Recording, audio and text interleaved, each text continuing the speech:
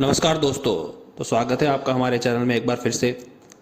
दोस्तों हम लेके आ गए हैं आपके लिए एक और नया वीडियो, एक एंटरटेनिंग वीडियो, एक नॉलेजफुल वीडियो। आज के जो वीडियो में हम जिस इंसान के बारे में हम बात करेंगे वो आज के ज़माने का सबसे क्रूर नेता है किसी भी देश का। तो जिस इंसान की हम बात कर रहे हैं दोस्तों, वो है नॉर्थ कोरिया के किम जोंग उन। उनको आप वहाँ के राजा ही समझो, क्योंकि वहाँ पे कोई वो नहीं है, डेमोक्रेसी नहीं है, वहाँ पे डिक्टेटरशिप चलती है। मतलब कि पिछले 75 साल से एक ही फैमिली राज करते आ रही है, और ये जो किम जोंग उन है ये उस परिवार की तीसरी पीढ़ी है। ठीक है दोस्तों, किम जोंग उन ने अपने परिवार की जो परंपरा चलती आ रही है, मतलब देश पे राज करने की, उसको आप समझ लो बचाने के लिए या फिर उसको आगे बढ़ाने के लिए उन्होंने ऐसे ऐसे क्रूरता भरे काम किए हैं ना, अगर आप सुनोगे ना उसको तो आपकी भी रूह कांप जाएगी। दोस्तों, किम जोंग उन का जन्म जो है वो 8 जनवरी 1982 में हुआ था। ये नॉर्थ कोरिया के जो है उनकी तरफ से ऐसा बताया जाता है, लेकिन जो साउथ कोरिया के जो इंटेलिजेंस हैं, जो उनके ऑफिसर्स हैं, उनका ऐसा मानना है कि किम जोंग उनका जो जन्म है वो 1 साल बाद मतलब 1983 में हुआ था। किम की जो शुरुआती पढ़ाई है वो स्विट्ज़रलैंड में हुई है। मतलब ये स्विट्ज़रलैंड में 17 साल की उम्र तक ये पढ़े हैं वहाँ पे। ठीक है दोस्तों, ऐसा मानना है कि मतलब ये जब वहाँ पे स्विट्ज़रलैंड में गए थे, ये अपना नाम वगैरह पहचान, मतलब पूरी पहचान बदल के वहाँ गए थे। और वहाँ पे ये अपनी जो आंट है, मतलब आंटी है, और हमारी भाषा में मौसी बोलते हैं, मतलब किम जोंग उनकी जो माँ है उनकी बहन और उसके पति के पास ये रहते थे। और एक बार ऐसा हुआ था कि उनकी जो माँ थी, मतलब किम जोंग उनकी माँ जो थी, वो एक बार बहुत ज़्यादा बीमार हो गई थी। तो मतलब फिर बाद में वो मर भी गई थी, और उनके मरने के बाद उनकी जो अंकल और आंटी थे, मतलब उनके जो मौसा जी और मौसी थे, उनको ऐसा लगा कि हाँ अभी अब हमारा मतलब ये हमसे रिश्ता तोड़ देंगे जो रॉयल फैमिली है, क्योंकि उनका जो कनेक्शन था बीच में उनकी माँ, वो तो मर गई, तो मतलब कि रॉयल फैमिली से इनका कनेक्शन टूट जाएगा, या फिर इनका मतलब उनकी सोच ऐसी थी कि हाँ अभी वो लोग इनका नुकसान भी कर सकते हैं, इनको मार भी सकते हैं, क्योंकि वो वहाँ का माहौल, उन वहाँ का सिस्टम कुछ भी कर सकते थे वो। इसीलिए उन्होंने क्या किया, एक बार रातों रात वो किम जोंग उनको अकेला घर पे छोड़ के वो निकल गए। वो उन्होंने वहाँ पे कुछ CIA, अमेरिका की जो इंटेलिजेंस है, उनके साथ कुछ कांटेक्ट करके उन्होंने क्या किया, CIA ने उनको अमेरिका भेज दिया, पूरी एकदम नई पहचान बना के, और वहाँ पे वो एकदम गुम हो गए। फिर बाद में किम जोंग उन को वापस बुला लिया गया नॉर्थ कोरिया, क्योंकि वहाँ के भी कुछ जो पॉलिटिक्स के जो समीकरण थे, जो राजनीति के जो समीकरण थे, वो बदल रहे थे। फिर वहाँ जाके ये अपने पिताजी के साथ रहने लगे, जो कि नॉर्थ कोरिया के राजा थे। मतलब कि ये उनसे उनके जो काम थे, क्योंकि आने वाले समय में उत्तराधिकारी उन्हीं को बनना था, इसीलिए वो उनके जो काम थे वो धीरे धीरे सीखने लगे, उनके जो दाव पेच थे वो सीखने लगे। फिर बाद में किम जोंग उन के पिताजी की मौत हो गई, और वहाँ के राजा फिर ये बन गए। इनके राजा बनने के बाद फिर इनका क्रूरता का सिलसिला चालू हुआ। सबसे पहले बात करते हैं, इनके एक सौतेले भाई हैं किम जोंग नाम। इन्होंने क्या किया था, जब इनके किम जोंग उन के राजा बनने के बाद इनके सौतेले भाई ने क्या किया, अपनी शांति की ज़िंदगी जीने के लिए ये मलेशिया आ गए, मलेशिया में आके रहने लगे। तो धीरे धीरे मतलब उनको, लेकिन फिर भी वो भले निकल गए थे कोरिया से, लेकिन जो नॉर्थ कोरिया के जो एजेंट्स थे वो उनके ऊपर नज़र रखते रहते थे। तो उनको हल्की सी भनक लगी कि ये कुछ देश के साथ गद्दारी कर रहे हैं या भाई के साथ गद्दारी कर रहे हैं। तो इन्होंने उनको वहाँ पे मलेशिया के कुआलालंपुर इंटरनेशनल एयरपोर्ट पे मरवा दिया था अपने एजेंट्स के थ्रू। ठीक है, और अब बात करते हैं, इन्होंने जब से ये राजा बने, या सुप्रीम लीडर बोल लो इनको, सुप्रीम लीडर बनने के बाद इन्होंने मतलब क्या क्या क्रूरताएं की। खैर, इनका परिवार पहले से ही तानाशाह रहा है, ठीक है, पहले से ही जुल्म करते आया है वहाँ की जनता के ऊपर, लेकिन ये जो किम जोंग उन है ये एक लेवल और ऊपर ले गए। ठीक है, अब बात करते हैं कि इन्होंने नॉर्थ कोरिया में क्या क्या जुल्म किए या क्या क्या क्रूरताएं की। ठीक है, दोस्तों, किम जोंग उन जो हैं नॉर्थ कोरिया के सुप्रीम लीडर, ये बहुत लंबे समय से अंतर्राष्ट्रीय विवाद, भय और निंदा का पात्र रहे हैं। उनके शासन में गंभीर मानवाधिकार हनन मतलब ह्यूमन अब्यूजेस, ठीक है, और वो भी सार्वजनिक रूप से, मतलब सबके सामने। अगर किसी को सजा देते थे, किसी को फांसी की सजा देते थे, कुछ भी करते थे, तो वो सबके सामने देते थे, ताकि लोगों के अंदर, उनकी देश की जो जनता है उनके अंदर उनका खौफ बना रहे। सबसे पहले इस लिस्ट में जो आता है वो है, इन्होंने अपने जो चाचा हैं, उनके चाचा का बिना सर का जो शरीर था उसका प्रदर्शन किया था, ठीक है। मतलब जो किम जोंग उन है, उनके मतलब सत्ता के आने के बाद, मतलब जो इनके चाचा जो थे वो जंग सोंग थिंग, ठीक है, उनको ऐसा लगा था कि हाँ अब ये भ्रष्टाचार कर रहे हैं या नॉर्थ कोरिया जो उनका देश है उसके खिलाफ कुछ प्लान कर रहे हैं। तो उन्होंने क्या किया, उनको फांसी की सज़ा दी, और फांसी की सज़ा देने के बाद अपने चाचा के बिना सर के शरीर को, उनके जो बड़े बड़े अधिकारी थे, मतलब जो भी उनके आर्मी के या और भी जो ऑफिशियल जो उनके बड़े बड़े अधिकारी थे, उनके सामने उसको ये किया था, प्रदर्शित किया था, अपने चाचा के बिना सर का शरीर जो था, ठीक है। और ये उन्होंने इसीलिए किया था ताकि आगे से कोई भी ऐसा अधिकारी, कोई बड़ा अधिकारी, मतलब ऐसी कोई गलती या ऐसा सोचने के लिए भी, मतलब सोचे भी ना, आप समझो कि कोई भी किम जोंग उन या उसकी जो वहाँ की जो सरकार थी उसके खिलाफ कोई कुछ सोचे भी ना, ठीक है। और जब ये कांड हुआ था तब डोनाल्ड ट्रंप ने भी इनके ऊपर इल्ज़ाम लगाए थे कि ऐसा ऐसा करके वहाँ पे ये जो क्या बोलेंगे इसको, मानवाधिकारों का जो हनन हो रहा है। आपको मालूम है इनके जो चाचा थे वो, मतलब एक हिसाब से देखो, सबसे पहले जो सबसे पावरफुल इंसान था वो था किम जोंग उन, फिर उसके बाद जो दूसरा सबसे पावरफुल इंसान था ना नॉर्थ कोरिया में, वो उसके चाचा थे। और कहीं ना कहीं उनको ऐसा लगता था कि, ऐसा डर था किम जोंग उन को कि हाँ अभी ये, मतलब जो उनके चाचा है वो उनकी सत्ता हथियाने में लगे हुए हैं, इसीलिए ही उन्होंने अपने चाचा को, ये मान लो कि हाँ भाई झूठे आरोपों में फंसाकर उनको मार दिया। उसके बाद भी इन्होंने बहुत सारे ऐसे बड़े बड़े सैन्य जो अधिकारी थे, तो उनको मतलब ऐसा सार्वजनिक रूप से, मतलब सबके सामने ऐसा एग्जीक्यूट किया गया है, किसी को फांसी दी गई, किसी को गोली चलवा के मरवा दिया, मतलब अलग अलग तरीके से सजाएं दी, और वो भी सबके सामने। और हाल ही में एक न्यूज़ आई थी, एक खबर आई थी सामने में कि वहाँ पे नॉर्थ कोरिया में बाढ़ आई थी। तो जो वहाँ के वो जो ऑफिसर्स थे, जो बड़े बड़े अधिकारी थे, जो इन सब चीज़ों को देख रेख कर रहे थे, वो लोग बाढ़ को रोकने में, मतलब वो विफल हुए, मतलब बाढ़ को रोक नहीं पाए। तो उसने क्या किया, किम जोंग उन ने उन 30 के 30 जो अधिकारी थे उनको सबके सामने फांसी दे दी, ठीक है। मतलब जिसके कारण लगभग 1000 लोगों की मौत हो गई थी। मतलब किसके कारण, जो बाढ़ से जो मरे थे उनकी जो वो गिनती थी वो कम से कम 1000 लोग थे, ठीक। इनका एक और किस्सा है, वहाँ के नॉर्थ कोरिया के 17 साल के जो लड़के थे, उनके ऊपर ये इल्ज़ाम लगा था कि उन्होंने जो साउथ कोरिया के कुछ जो वो होते हैं, सीरीज़ होते हैं या नाटक होते हैं, वो देखे, तो उनके ऊपर भी कि हाँ ये गलत है, ये बुराई है, ये बुरा है करके उन 17 साल के बच्चों को भी सबके सामने फांसी की सज़ा दे दी।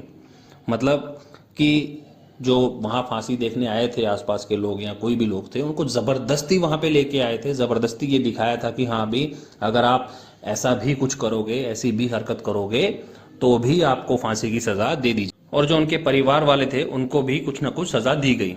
आप समझो कि अगर वहाँ के लोगों का ऐसा हाल है कि अगर कोई फैमिली का कोई एक पर्सन गलती करता है तो उसको तो सज़ा मिलेगी मिलेगी, लेकिन साथ ही साथ उसके परिवार वालों को भी सज़ा मिलेगी। ये हाल है वहाँ का। तो आप समझो कि वहाँ पे जो क्रूरता है वो किस लेवल की है। फिर इसके बाद आता है फोर्स्ड लेबर कैंप, मतलब जबरन श्रम शिविर।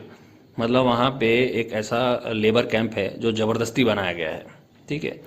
और वहाँ के जो कैंप है उसकी जो तुलना है ना, वो 1930 और 50 के बीच में जो जोसेफ स्टालिन थे, रूस के जो तानाशाह थे, उनके द्वारा एक, मतलब एक हिसाब से ये समझ लो कि जेल बनाई थी, या एक हिसाब से ये समझ लो कि वहाँ पे लेबर कैंप बनाया हुआ था कि जहाँ पे लोगों से काम भी लिया जाता था, उनको सजाएं भी दी जाती थी, ठीक है। और उसको मतलब वहाँ के ये जो वो सब कुछ देखते थे ना, उनको बोलते थे गुलग। गुलग मतलब कि जो जिसने ये शिविर या जिसने ये लेबर कैंप जो है वो जिसने शुरू किया है। तो जोसेफ स्टालिन के समय से ये चीज़ें चल रही हैं, और उसी चीज़ को मतलब उसी इसकी जो तुलना है ना, नॉर्थ कोरिया ने जो फोर्स लेबर कैंप बनाए हैं, इसकी तुलना जो है वो उस समय के जो फोर्स लेबर कैंप था उससे की जाती है। और इस कैंप में उन लोगों को रखा जाता है जो मतलब वहाँ के जो दल बदलू हैं, या जो भ्रष्टाचार जिन्होंने किया हुआ है, या फिर नॉर्थ कोरिया की जो अंदर की बातें हैं उनको बाहर स्प्रेड करने में फैलाने की कोशिश की, वहाँ पे उनको रखा जाता है। और ये समझ लो कि अगर मैं वहाँ के जो लोग रह रहे हैं उस फोर्स लेबर कैंप में, उनकी जो गिनती करूँ तो 80,000 से मतलब 1,20,000 तक एक हिसाब से कैदी समझ लो उनको, कि कैदी रहते हैं वहाँ परिवार समेत। ठीक है। और ये जो कैंप है ना, इनकी जो मतलब एक हिसाब से सिचुएशंस है, जो स्थितियां हैं, जिस स्थितियों में वो रहते इतनी भयानक है ना, मतलब आप सोचोगे, अगर आप वहाँ देखोगे जाके तो आपकी रूह कांप जाएगी। मतलब वहाँ पे लोगों से वो काम तो करवाते करवाते हैं, फिर वहाँ के लोगों को अलग अलग तरीके से टॉर्चर किया जाता है। ठीक है। मतलब अलग अलग तरीके से यातनाएं दी जाती हैं, जबरदस्ती उनको मतलब भूखा रखा जाता है। ठीक है। जो कुछ कैदी तो इस मतलब ये जो करते हैं ना उनके साथ, ये जो जुल्म करते हैं, कुछ कैदी तो इन ऐसे क्रूरता को सह भी नहीं पाते, कुछ कैदी मर जाते हैं ऐसे ही। और कुछ कैदी जो हैं वो उनको मतलब भागने की कोशिश करते हैं, और जो पकड़ाए गए हैं उनका तो इतना बुरा हाल किया है ना, मतलब आप समझो। और अगर जो बच के भाग भी जाता है ना, वो मेंटली और फिजिकली इतना मतलब वो हुआ होता है ना, मतलब हर्ट हुआ होता है, वो सटक जाता है एक हिसाब से। मतलब उसके दिमाग पे बहुत गहरी चोट पहुंची होती है, जो वहां से निकल जाता है, बच के निकल जाता है। ऐसे कुछ हुए भी हैं इंसिडेंट, एक दो लोग वहां से मतलब कैसे ना कैसे करके बच करके भाग गए हैं वो। और मतलब आप ये सब करना ना, ये आज के समय में सबसे बड़ा ह्यूमन अब्यूज है। मतलब अगर आप किसी को जबरदस्ती आपने फोर्स कैंप में डाला हुआ है, उसी से आप मजदूरी करवा रहे हो, उसको उनको आपने कैदियों की तरह रखा हुआ है, उसको तो रखा हुआ, उसके परिवार वालों को भी रखा हुआ है, और जो सजा उस कैदी को मिल रही है वही सजा उसके पूरे परिवार को भी दे रहे हैं। मतलब आप समझ रहे हो। इसके बाद आता है ह्यूमन ट्रैफिकिंग और जबरदस्ती के शादियां और जबरदस्ती विवाह। दोस्तों आपको मालूम है, उत्तर जो नॉर्थ कोरिया है वहां पे ह्यूमन ट्रैफिकिंग मतलब मानव तस्करी भी बहुत ज़्यादा है। मतलब विशेष रूप से जो नॉर्थ कोरिया की जो महिलाएं हैं ना, उनको चाइना में बेच दिया जाता है। किसके लिए? या तो वहाँ पे उनकी ज़बरदस्ती शादी करवा दी जाती है, या फिर उनको मतलब क्या बोलो, उनको एज ए सेक्सुअल स्लेव वहाँ पे बेच दिया जाता है। ठीक है। और ये सब चीज़ें, ऐसा नहीं कि ये सब चीज़ें कोई अलग चोरी छुप के करता है। ये सब वहाँ की जो सरकार है, वहाँ की जो वहाँ पे जो राज करने वाले हैं किम जोंग उन, वो उनकी एक हिसाब से ये समझ लो कि उनकी सहमति ही होता है, उनकी सहमति के बिना कुछ नहीं होता, उनकी सहमति के साथ ही ये सब ह्यूमन ट्रैफिकिंग होती है। ठीक है। और जो जो लोग वहाँ पे जिनको बेचा जाता है, अगर उनमें से कोई लोग जो है अगर वहाँ से भाग जाते हैं जान बचा के, तो उनसे बदला लेने के लिए जो उनकी फैमिली मेम्बर्स नॉर्थ कोरिया में रह रहे होते हैं ना, तो उनका तो वो बुरा हाल कर देते हैं। मतलब वो जो सजा उसको मिलनी थी वो सजा उसके परिवार वालों को देते हैं। इसके बाद आता है सिस्टमैटिक स्टारवेशन, मतलब सुनियोजित भूखमरी। दोस्तों उत्तर उत्तर कोरिया में किम जोंग उन के जो शासन है उसमें नॉर्थ कोरिया ने बहुत बार जो है वो अकाल देखा है। ठीक है। मतलब और उस अकाल के कारण ऐसा मतलब लाखों तो नहीं, लेकिन हाँ हजारों लोग जो है नॉर्थ कोरिया के वो मर गए भूखमरी से, आप समझो। और ये जो भूखमरी है ना, मतलब नॉर्थ कोरिया जो है ये अपने मतलब जो सैनिक है, जो आर्मी है, ये डिफेंस पे बहुत ज़्यादा खर्चा करता है। ठीक है। क्यों? क्योंकि इनकी जो अलगाववादी जो सोच है उसको बढ़ावा देने के लिए। ठीक है ना। अब उसकी मतलब डिफेंस पे ज़्यादा खर्चा करने की वजह से मतलब खाने की कमी आ रही है, क्योंकि दूसरी दूसरी चीज़ों पे ध्यान नहीं दिया जा रहा है। ठीक है। जो बेसिक नीड है। और इस खाने की कमी की वजह से जो सबसे कमज़ोर जो आबादी है नॉर्थ कोरिया की, उनको बहुत नुकसान झेलना पड़ रहा है। एक बार 1990 के दशक में भी एक अकाल आया था। वो अकाल इतना भयंकर था ना, आप समझो कि कम से कम 25 से 30 लाख लोगों की जान ले ली थी उसने भूखमरी से। मतलब सिर्फ भूखमरी की वजह से 25 से 30 लाख लोगों का मरना। तो मतलब इतना सब होने के बाद भी उनको जो वहाँ पे राज करने वाले हैं जो राजशाही परिवार है उनको कोई फर्क नहीं पड़ता है जनता के साथ क्या हो रहा है क्या नहीं हो रहा, लेकिन हाँ उनको अपनी जनता को दबा के रखना है, मतलब जनता के अंदर उनका खौफ रहना ही चाहिए, ये है। इसके बाद आता है freedom of speech and thoughts, मतलब आप अपनी मर्जी से कुछ बोल भी नहीं सकते और सोच भी नहीं सकते। दोस्तों उत्तर कोरिया को मतलब अक्सर जो है दुनिया का सबसे जो बोलते हैं ना वहाँ के जो मान के चलो जो राज करने वाले हैं नेता हैं, सबसे मतलब दबाने वाले हैं, वो सबसे ज़्यादा दबाने वाले हैं। मतलब अगर इनको बात करूँ तो दमनकारी भी बोला जाता है ना। मतलब कि अगर वो ऐसा है कि अगर वहाँ पे आपने सरकार के खिलाफ, राजा के खिलाफ, शासन के खिलाफ कुछ हल्का सा भी बोल दिया ना, तो मतलब वो आपकी मौत का कारण बन सकती है, ठीक है। और किम जोंग उन जो है ना, उन्होंने एक जो होता है ना मतलब खबरें जो इकट्ठा करने का एक जो नेटवर्क है, वो इतना जोरदार बनाया हुआ ना, इतना स्ट्रॉन्ग नेटवर्क बनाया हुआ ना पूरे नॉर्थ कोरिया में, कि अगर हल्की सी भी कोई सी भी चीज, छोटी सी भी चीज उनके खिलाफ बोली जाती है, सोची जाती है, तो वो खबर तुरंत के तुरंत उनके पास पहुंच जाती है। इतना स्ट्रॉन्ग नेटवर्क बना के रखे हैं ये लोग। और इसमें सबसे जो बड़ा जो है वो वहाँ की जो सरकारी मीडिया है वो है, और वो एकमात्र एक ऐसी मतलब वो है कि जहाँ से अब मान के चलो जो नॉर्थ कोरिया के जो लोग हैं वो अगर किसी कोई न्यूज़ सुनते हैं, कोई खबर सुनते हैं अंदर की, वो सिर्फ और सिर्फ सरकारी मीडिया के थ्रू ही सुनते हैं, और वही एकमात्र स्रोत है खबरों का। कहाँ पे? नॉर्थ कोरिया में। मतलब ये जो नेटवर्क इतना स्ट्रांग है ना, वहाँ की जो जनता है वो इसी डर में जीती रहती है कि कहीं कोई कुछ हमारे बारे में कोई इन्फॉर्मेशन लेके उनको बता ना दे, और इसी डर में जीते रहते हैं वो लोग। और उनको वो डरते भी क्यों हैं? उनको मालूम है कि अगर ऐसा कुछ हुआ, थोड़ा सा भी कुछ छोटी सी भी कोई चीज़ गलती उनसे हुई, तो वो उनको तो सज़ा देंगे ही देंगे, वो उसके परिवार को भी सज़ा देंगे। और कई बार तो ऐसा होता था कि पूरी की पूरी फैमिली को, वो जो मैंने बात की ना पहले फोर्स लेबर कैंप, वहाँ पे भेज देते थे। वो तो एक हिसाब से वहाँ के लोगों के लिए नर्क था, मतलब नर्क जीने जैसा था वहाँ का। इसके बाद जो है वो है इंटरनेशनल हॉस्टिलिटी और न्यूक्लियर थ्रेट्स, मतलब अंतर्राष्ट्रीय शत्रुता और परमाणु खतरे। दोस्तों परमाणु हथियारों की खोज में किम जोंग उन ने न केवल नॉर्थ कोरिया को अंतर्राष्ट्रीय समुदाय से अलग थलग कर दिया है, बल्कि वैश्विक सुरक्षा के लिए भी एक बड़ा खतरा पैदा कर दिया है। उनके शासन द्वारा बार बार किए गए मिसाइल परीक्षणों और आक्रामक बयानबाजी ने अमेरिका और दक्षिण अमेरिका जैसे देशों के साथ तनाव बढ़ा दिया है। मतलब वो आए दिन कभी किसी मिसाइल का ये निरीक्षण करता है, कभी किसी मिसाइल के वो टेस्ट करते हैं, कभी ये न्यूक्लियर टेस्ट, कभी वो न्यूक्लियर टेस्ट। हालांकि एक क्या बोलेंगे, ग्लोबली एक ट्रीटी है कि अभी के समय में कोई भी न्यूक्लियर टेस्ट नहीं करेगा, लेकिन वो किसी की नहीं सुनता है।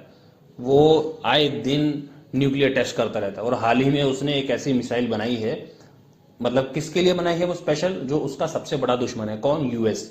उसने एक ऐसी, और वो भी किसके राज में? एक किम जोंग उन के राज में।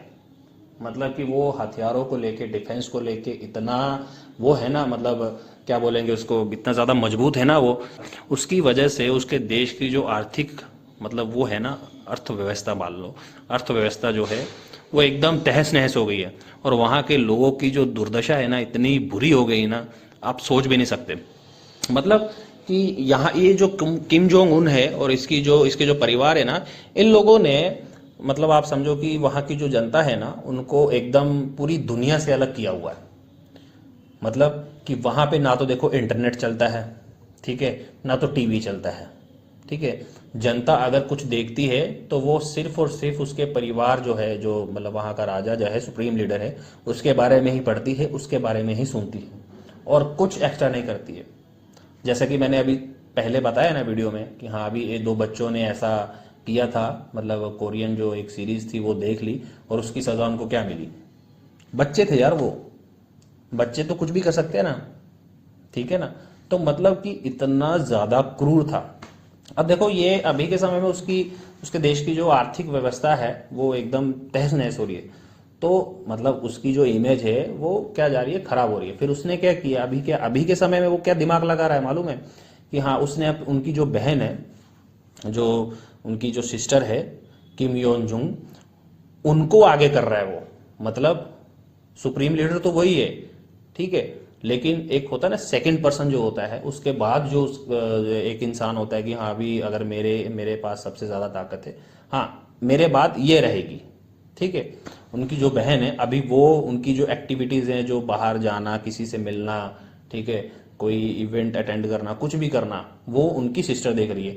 और ये क्या कर रहे हैं, ये वहाँ की जनता के साथ मिलनसार हो रहे हैं, मतलब मिलनसार बन रहे हैं, मतलब ये अपनी छवि बदल रहे हैं कि हाँ अभी मैं एक बहुत दयावान हूँ, एक प्यार पसंद नेता हूँ, ठीक है। मतलब वहाँ के लोगों के बीच बीच में जाके मिलना, वहाँ उनके उनके बीच में जा जाके फोटो खिंचवाना, ठीक है। ये हालांकि वो एक्चुअल में ऐसा नहीं है, वो सिर्फ अपनी इमेज दिखा रहे हैं, और उनके बैकग्राउंड में जो क्रूरता कर रहे हैं वो अभी उनकी बहन कर रही है। मतलब आप समझ रहे हो किस लेवल का ये बंदा दिमाग लगा रहा है ना। तो ये आप समझो कि यार वहाँ के लोग मतलब कैसे रहते होंगे। मैं अभी ये सब जब मैं आपको सुना रहा हूँ, जब मैंने इसके बारे में पढ़ा था, तभी मैं इतना मतलब डर गया था, इतना कंफ्यूज हो गया था, इतना मेरी रूह कांप गई थी कि यार कैसे रह रहे हैं वो वहाँ के लोग। और मतलब वहाँ के लोगों की मजबूरी देखो कि अगर कोई इंसान देश के बाहर जाना भी चाहे तो वो देश के बाहर जाने भी नहीं देते किसी को, और अगर कोई ऐसा ट्राई करता है ना तो उसको सीधा ही मार देते हैं, आप समझो। और मतलब वहाँ पे कुछ ऐसे लोग वहाँ से निकले हैं, मतलब ये सब चीज़ें तभी हमको मालूम पड़ी, तभी क्योंकि जब कोई कुछ लोग निकले फिर उसने मीडिया के सामने अपनी कहानी सुनाई, अपनी स्टोरी सुनाई कि हाँ अभी ऐसे ऐसे वहाँ पे होता है नॉर्थ कोरिया में। अगर अगर ऐसा नहीं होता तो आज तक किसी को भी कुछ मालूम नहीं पड़ता कि नॉर्थ कोरिया में क्या हो रहा है अंदर में, ठीक है। एक और इंटरेस्टिंग चीज़ है वहाँ के, मतलब नॉर्थ कोरिया की, अगर इनके वहाँ पे टूरिस्ट भी जाता है, अगर वहाँ पे टूरिस्ट जाता है, पहले नहीं जाता था, अभी ये किम जोंग उन के शासन में ही शुरू किया है, अगर कोई वहाँ पे टूरिस्ट जाते हैं ना, तो वो टूरिस्ट को प्रॉपर एयरपोर्ट से एक टीम होती है वहाँ की, वो वहाँ से ही उनको गाइड करते जाती है। ऐसा नहीं कि आप नॉर्थ कोरिया में जाके अपने हिसाब से खुलेआम घूम लो। और जब आप घूमने, वो वही जो गाइड आते हैं ना, ठीक है, वो सरकारी गाइड होते हैं, वो जो गाइड आते हैं वही आपको पूरा एक ग्रुप को घुमाने ले जाने जाते हैं, वहाँ पे आपका